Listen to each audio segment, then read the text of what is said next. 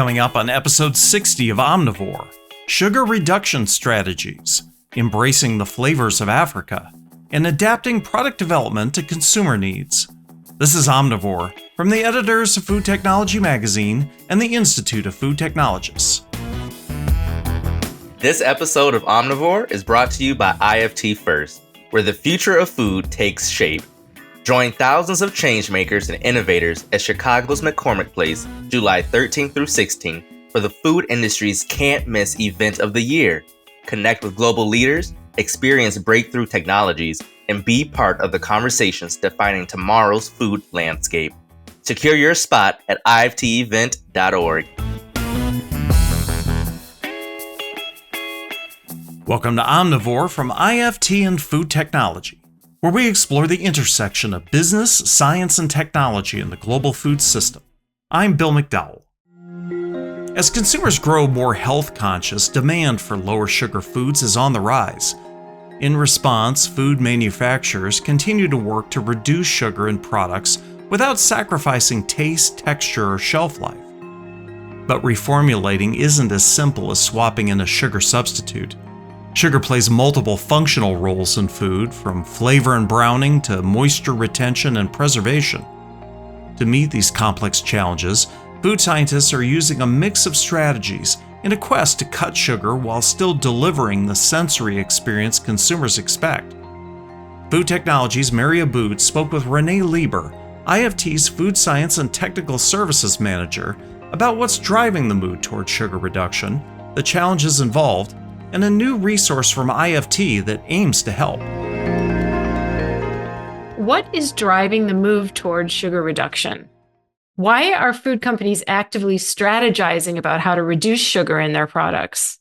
First of all, thank you for having me on Omnivore.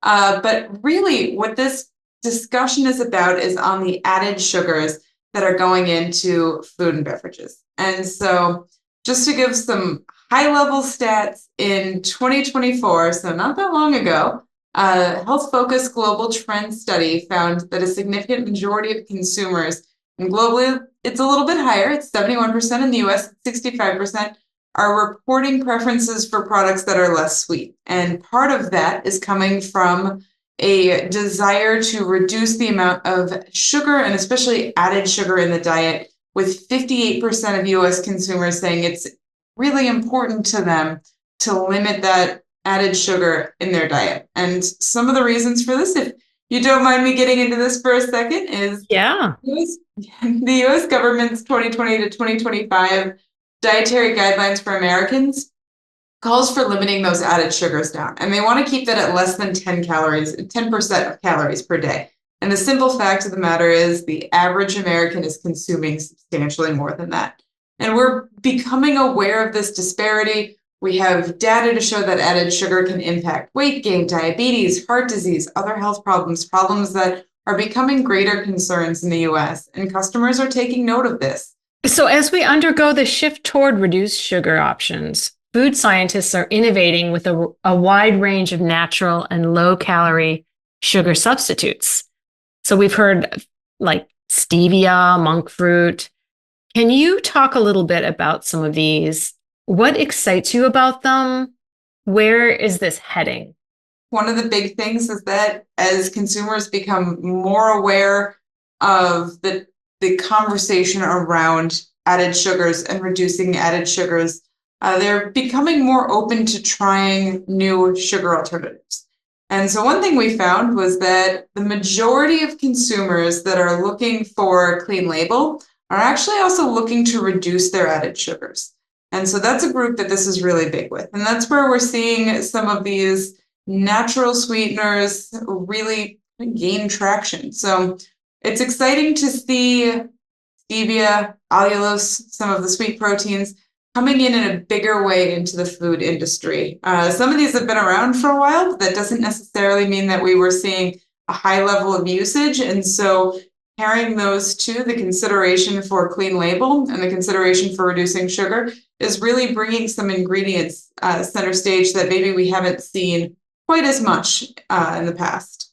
We're also seeing a decent amount of sugar substitute blends. So as I'm sure we'll get into, Sugar substitutes have their own set of, and each one is different, but they have their own set of considerations. Some of them have aftertaste, some of them have bitter notes, and so blending these sweeteners can sometimes help get a more sugar-like end product, and sometimes that is with sugar. So one trend that we're beginning to see in the industry is to reduce the sugar, but keep some of the sugar there and replace some of the sugar with sugar substitutes to keep the product as consistent as possible. And that's an interesting way that companies have decided to go about this in some cases. We're also seeing a lot of production efficiencies, which allows sugar substitutes that maybe have been a little bit more expensive in the past, a little bit less available in the past, become a little bit more mainstream as that cost comes down and the availability goes up. And so we're seeing companies have more tools in the toolbox in order to address this concern that consumers have. What are the biggest challenges related to working with some of these alternative sweeteners? There's a variety of them. There's a large number of considerations that product developers are going to have to think about if they reformulate a product. And each product is going to be unique and different in what pulling sugar out of the product might do. So the obvious one that people tend to jump to is that artificial sweeteners, natural sweeteners, but sugar substitutes can have these back tastes. They don't fully taste like sugar. So my brownie doesn't taste the same as it used to. My cookie doesn't taste the same as it used to. And these are things that people notice and they don't always love. And so that's something that definitely is a consideration. It's a challenge. Getting the right intensity of sweetness is a challenge. Getting that pure sugar sweet taste as opposed to having metallic or bitter off notes is a challenge. And that's something that companies are going to have to work through. Some of those sugar blends really help out with this, but there's so much more that sugar does behind the scenes as well. It is a major contributor to texture. It's a major contributor to bulk of a product. It will impact the shelf life. If it's a frozen product, it impacts the freezing point. It will impact the browning. It impacts caramel type notes within the product. It impacts viscosity in sauces and so much more. Consumers want less sugar. They want clean labels and great taste all at once. How can brands balance these often competing demands? So part of this is really knowing your consumers. You need to know what's important to them. You need to know, is cost going to be important to them? Because that's a big one with a lot of the clean label is there a acceptance of a slight bump in price if there needs to be? We're seeing that we do have sweeteners that can help with the sweetness and simplicity of a product. But sugar has a very, very clean taste. And so some products can hide the back taste, any kind of a flavor that's naturally occurring with these natural sugar substitutes. And some products don't necessarily have flavors that mask that quite as well. And so understanding, is your customer okay being able to taste the fact that it's stevia and not sugar? Is that going to be something that will be off-putting to them? If we have a sweet protein in there and there's a little bit of a bitter back note, is that okay given the attributes it can now bring to the product? You mentioned cost. So cost is a factor. Alternative sweeteners can cost more. How can companies navigate that? Alternative sweeteners can cost more, and reformulation will always cost a company, and packaging, everything that goes along with it. So the thing to do from the beginning is know what your customers are able and willing and happy to pay for your product. You don't want to have the most expensive cookie on the market if that is not where your customer base is. You're currently co-authoring a sugar reduction toolkit to help food developers reduce sugar. What's in the toolkit and how will it help food scientists overcome challenges related to sugar reduction?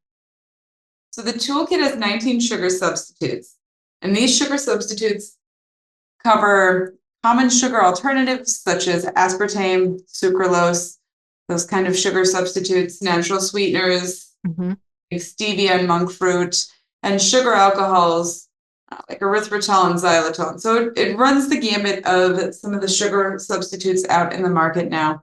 And there's a description of each, regulation for each across 5 to 6 countries, as well as codex, sweetness levels compared to table sugar, consideration for substitutions, and links to scientific studies. And so this toolkit will talk through everything from heat stability to solubility, everything in between. It goes through some of the applications that the sugar substitutes will shine in, some applications where they might degrade, as well as considerations like, is there a noted bad taste? There are some that have bitter or metallic or even a minty back taste. And knowing that in advance can really help choose the right sugar substitute for the right product. This toolkit is currently free to members. It's published on our website. Go to ift.org and you'll find it. Well, thank you so much. This has been really enlightening, and I really appreciate your time. Absolutely. Thank you so much for having me. Renee Leber is Food Science and Technical Services Manager at the Institute of Food Technologists and co-author of IFT's new Sugar Alternatives Overview, a free resource for members available now at ift.org. For more on the science and strategies to reduce added sugars and create healthier, great-tasting foods, join us in Chicago at IFT First this July for the keynote, Reducing Fat, Salt, and Sugar for Healthier Foods. Visit iftevent.org for more details. We'll be back with more Omnivore in a moment. But first, this word from our sponsor. Come together with your global food science community at IFT First this July 13th through 16th in Chicago, where you'll connect with industry pioneers tackling today's biggest challenges, from AI revolutionizing food production to GLP-1 medications transforming nutrition science. Thousands of innovators will gather at McCormick Place to shape our food future through cutting-edge technologies and critical conversations that matter. Don't miss this premier event. Register now at iftevent.org. Welcome back to Omnivore. I'm Bill McDowell. Every year, CPG companies are hungry to learn which flavors and cuisines will be the next ones to capture the attention of consumers. While global flavors have been performing well, the question is always which region, which country, or which cuisine will influence the next culinary trend. Recently, spices, spice blends, and prepared dishes from the African continent have been attracting attention. Data from Innova Market Insights reveals that the number of new products embracing African flavors introduced over the past 5 years remains very niche, but is steadily growing as American consumers discover African spices like harissa and za'atar, and ready-made meals or side dishes such as soups, stews, or jollof rice. Today, ingredients and cuisines of Africa present opportunities for product developers seeking to create novel food experiences. Food Technology's Julie Larson-Brisher spoke about the trends in this category with Yemisi Awosan, owner and CEO of Egunsi Foods, maker of ready-made soups and sauces based on the authentic flavors and cuisine of West Africa. Hi, Yemisi. Welcome to the Omnivore podcast. Hi, Julie. Thank you so much for having me. I'm really excited to be here. All right, let's dive right in. I got to tell you, I'm fascinated by the fact that your previous career was as a financial planner and fashion merchandiser. How do you go from spreadsheets to manufacturing Western eats or Western African eats? Definitely. Yeah. Like a lot of people ask me, I get that question a lot. But I always tell people actually, when you are in the fashion industry and as a buyer or financial planner within the industry, it's actually you running a small business within a bigger corporation, right? So I work for one of the largest retailer, but I had my own subset of category within that, retailer where I'm responsible for. I think my responsibility started from like a 20 million to like about 250 million that we did, right? So I was responsible for that category itself. So it's running your own small business within a bigger corporation while you're basically like not necessarily running around trying to find funding, to run the business, because the company does give you that. But of course, you are reviewed on your sales margin turns and all those criteria that you kind of have to meet, So I feel like it's kind of something that it's so easy for me to kind of like transition from that into what I'm doing now. And what I always tell people also is that I'm such a person that I have an analytical head as well as a creative head. So in that industry, you do have to have both, So where you're developing a product, like what I did when I first started this career, like develop a product from ground up, working with designers or like production managers. And then of course, you're also in your Excel spreadsheet, for the most part, running the business and seeing, building strategies, seeing, what's working, what's not working, and how you can kind of do pre-season planning as well as in-season planning. So I think it just kind of comes into full circle in me running Egunsi Foods now. All right. Well, I know the name of your company, Egunsi Foods. I know that the first word, Egusi, is very close to the Nigerian word that indicates like a thick West African stew, and it's made with these ground melon seeds, and then it's got other great stuff in it. What inspired you to focus on the soups and sauces category and to name your company after this, beautiful stew? Yeah, definitely. So egusi is one of actually my favorite dish growing up. And, my parents are Yoruba. I'm Yoruba as well, right? But even though I was born in the northern part of Nigeria, and we're from Osun State, which are like the Ijesha people. When anybody hear about Ijesha people always normally will ask you, do you know how to make egusi and pounded yam? So that part of the culture, like people are actually known to. People will say, they make the best egusi and pounded yam. So that's just one of my favorite dishes growing up. And of course, for me, I also like spell it differently, because when you look at the internet, people spell egusi Egusi, but I spell it Egunsi. And when you actually understand the Yoruba alphabets, it's the N is actually silent, which is Egunsi. So that's kind of like why I named it after that. In terms of people do ask me too, why did you go after just launching soups, first versus like something else, when you started this business? Of course, Africans call soups, as a general name for stews or sauces, right? So for me, it made sense to start in the soup or stew or sauce category, just because when you look at West African food culture, I will say at least 80% of the food that we consume, right, is actually soups/sauces. Think of actually Italian food culture, right? Italian food has pasta sauce. So as pasta sauces to them are soups and stews to us, that equivalency, right? And then pasta to them for us will be what we call swallow. Westerners call them fufu, but fufu is actually one particular category within swallows that is made from either some tuber, whether it's cassava or yam, and different variation of starches that it's made with it. So for me, I always tell people, so like our dishes is literally about 80%, whether it's soups or stews that are paired with those swallows to be eaten. So it kind of made sense, because when people ask me like, what is West African food? I'm like, it's actually stews/soups or swallows. So it kind of made sense for me to kind of start there. Well, I read that back in 2017, you were about a month away from launching your first product at Whole Foods, and you realized that your focus had been creating this all-natural product, but you hadn't yet considered shelf life. But you connected with Cornell University's Food Venture Center to fill that gap. So can you tell us about your experience as a food entrepreneur working with the scientists there? And do you have any advice for others who want to start a food company? Yes, definitely. Yeah.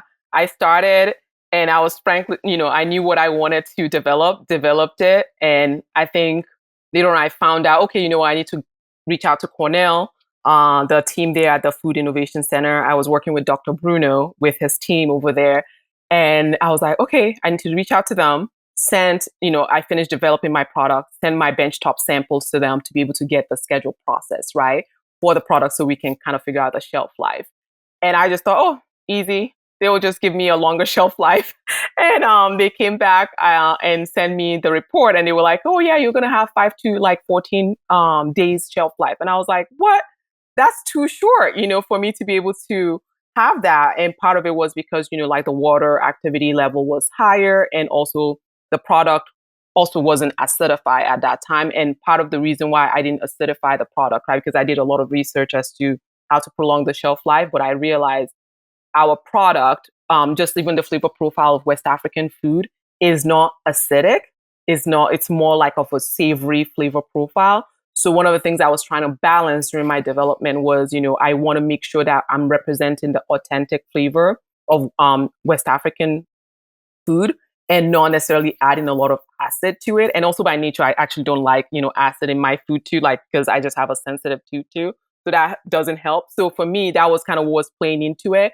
But in talking to the team at Cornell, they just helped me to balance it, where I was actually eventually able to acidify some of the product, and it actually more magnify the flavor profile versus diminish the flavor profile, right? And I try to do it naturally and not using citric acid. Just that's the decision I made, but try to figure out how to do it naturally. Well, all of that was in concert with working with the team at Cornell to help me kind of get over that hurdle, so we can now, extend our shelf life. And after that, we were able to get like 45 days. And of course, one of the things that we also did was we were able to also figure out what category of business we want, what category do we want to actually have the product merchandise in. So having it being merchandised, like shipping it frozen and merchandising it in refrigeration, also helps that we don't have to get to a higher pH level that might be needed for a shelf stable item.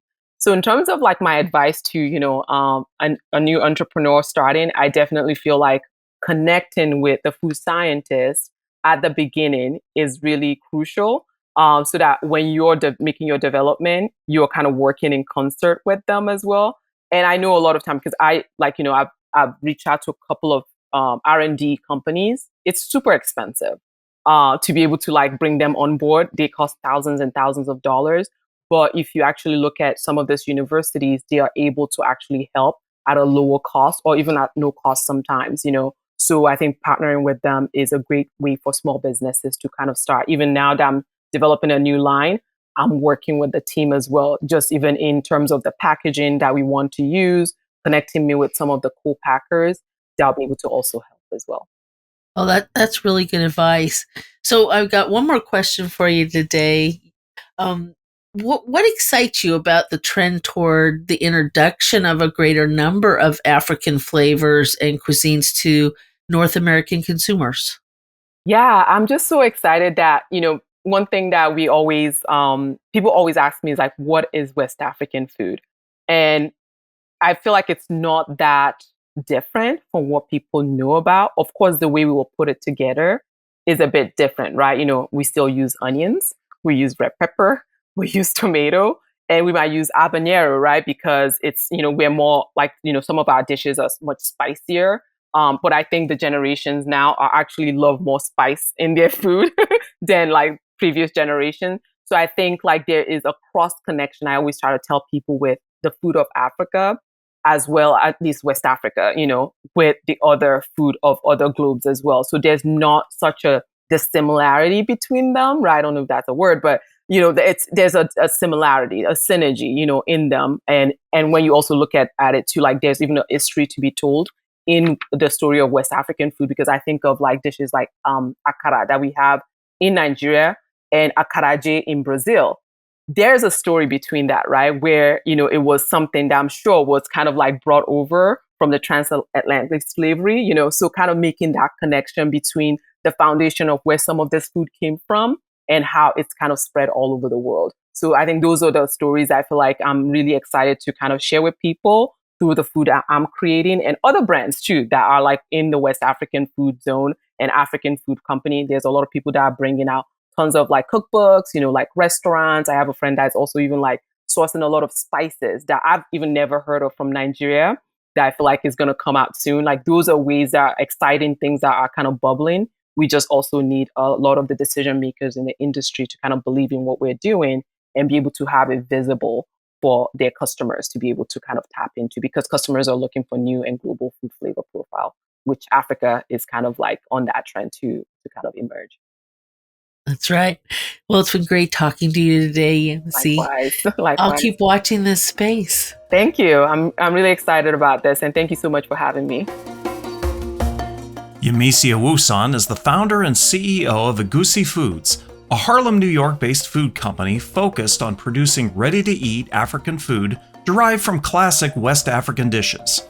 To find out more about this trending cuisine, check out the category spotlight in the May issue of Food Technology. It's no surprise that most successful food product introductions are those that solve a real problem for consumers. At the Rizvi Lab for Novel Food Process Engineering at Cornell University, graduate students and other researchers work under the guidance of Professor Zayed Rizvi to apply food engineering principles to new product creation. Postdoctoral researcher Aamir Iqbal and PhD candidate Jessica Aaron recently walked Food Technology's Mary Ellen Kuhn through the process of engineering a brand new product designed to help people who have trouble swallowing. Welcome to the podcast, Jessica and Aamir. You both work in the Rizvi Lab for Novel Food Process Engineering at Cornell University. Aamir, could you tell us a little bit about the lab's mission?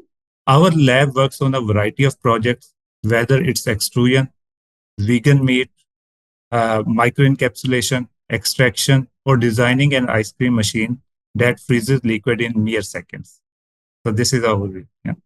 That ice cream machine sounds very fascinating. Yes. I'd like to get a sense of how University Food Lab works. For example, how do you come up with the project ideas? Well, so as Aamir just said, there's so many different projects going on in our lab, and everything that he mentioned has come from the mind of Dr. Rizvi. He really emphasizes that good scientists and engineers are interested in exploring, and obviously he's done that successfully throughout his entire career here at Cornell. And to put a more concrete answer to it, project ideas are generally formed from there being a problem, whether that's in the minds of industry or the consumer. And then it's kind of the university lab's jobs to fix the problem. Yeah. And of course, there can be many answers to said problem. So each scientist or lab will address it using their own expertise. For Professor Rizvi, that expertise is food engineering principles and practices. So once the idea is formed, so it is up to us, the postdocs or the graduate students, to determine how we can execute the idea and measure its success. So all this being done with the Dr. Rizvi's mentoring along the way, of course. It sounds like a great environment. How are the project teams set up? So in our lab, each project is run by a person. So each project has an overarching idea that you're in charge of or the expert on that area. And whenever projects want to combine together, that's when a team would be formed. So for me, I work with extruding milk protein rich products, and Aamir works with extruding apple pomace rich products. So when we work together on a project, both components would be highlighted in that project. So one of the Rizvi Lab projects that you were both involved in was creating that easy to swallow puff product that could be valuable to people with dysphagia, which is a swallowing disorder that afflicts many older people. So how did that research come about? Could you kind of take us through that? Yeah. So our lab pays a lot of attention to existing products and processes of interest to the food industry.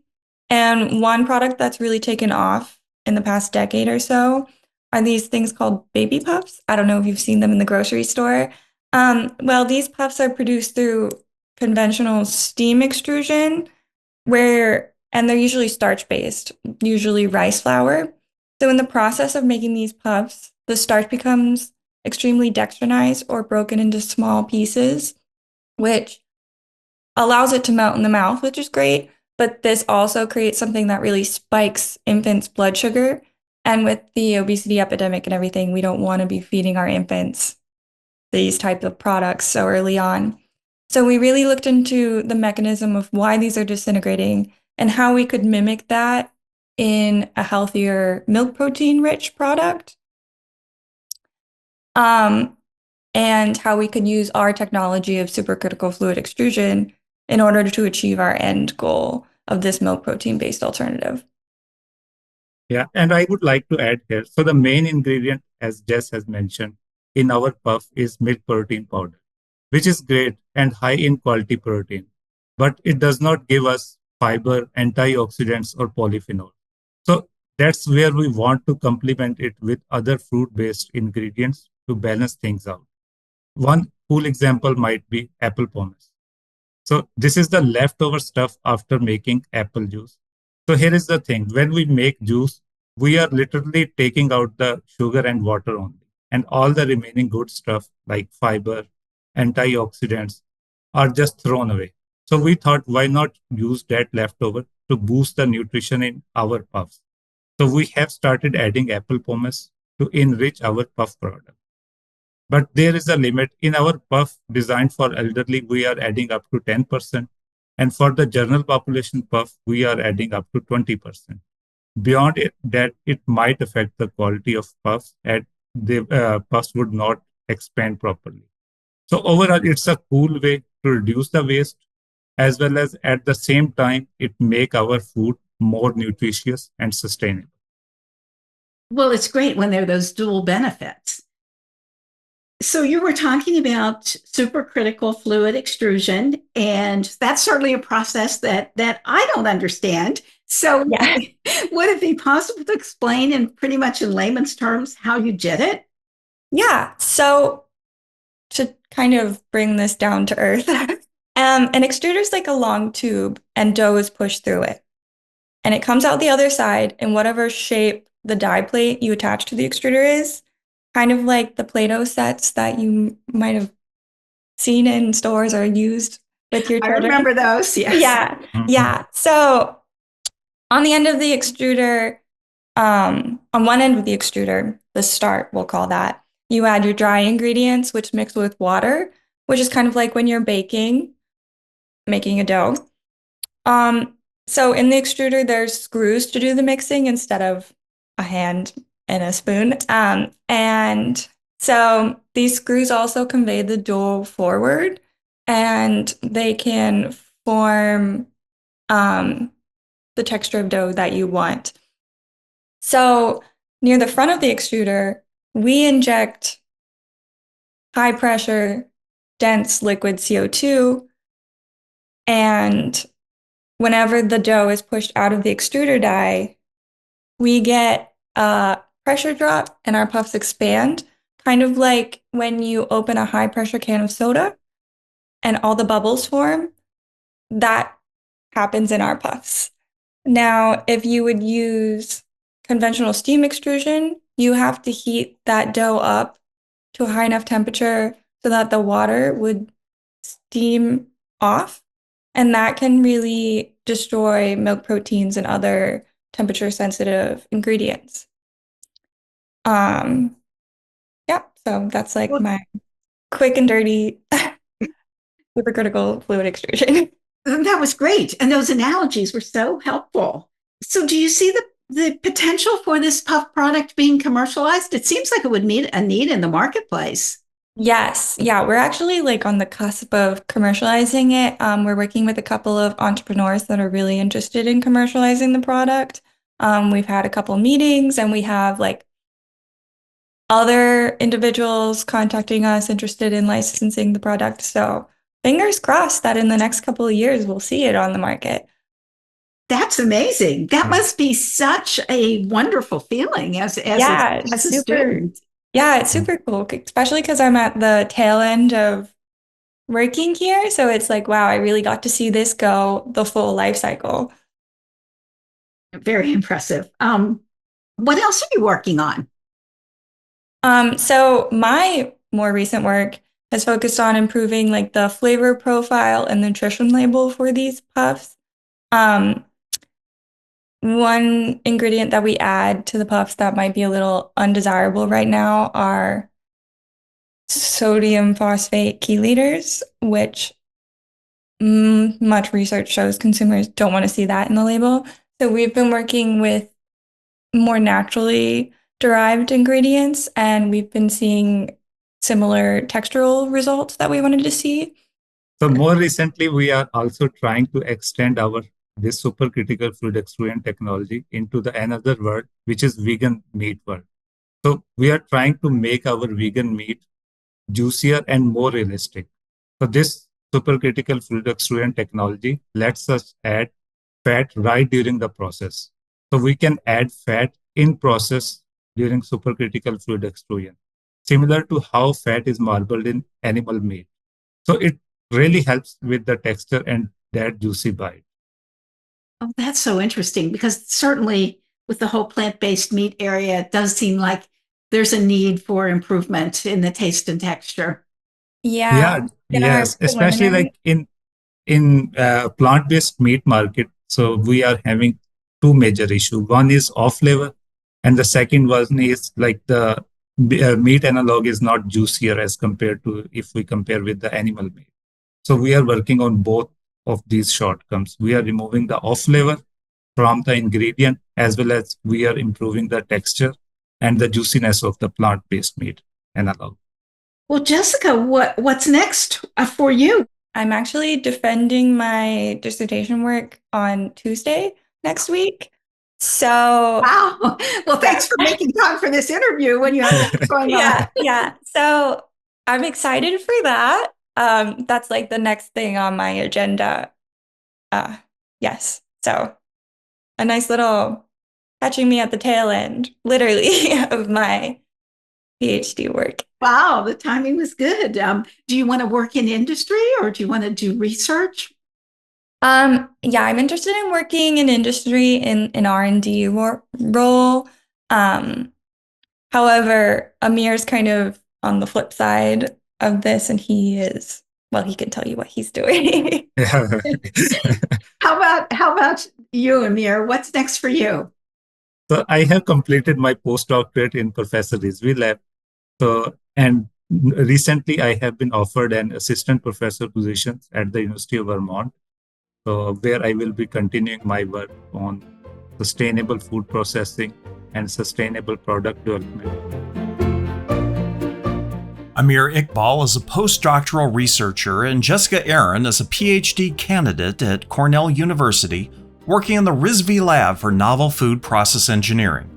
You can learn more about the lab's research projects in the May issue of Food Technology.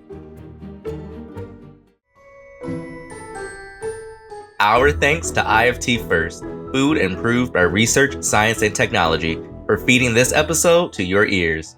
Don't miss your chance to be part of the year's biggest food science and innovation gathering in Chicago this July.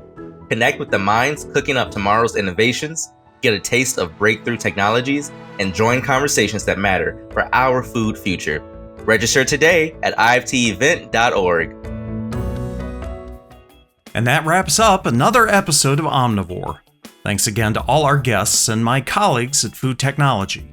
If you enjoyed today's discussion and want to be part of the conversation shaping the future of food, join us in Chicago this July at IFT First, where the leading minds in the global food system connect, innovate, and drive meaningful change. Learn more about this year's agenda at iftevent.org. Omnivore is produced and distributed by the Institute of Food Technologists. For more discussions about discovery across the food sciences, check out IFT's other podcast, Side Dish, on the News and Publications page of IFT.org.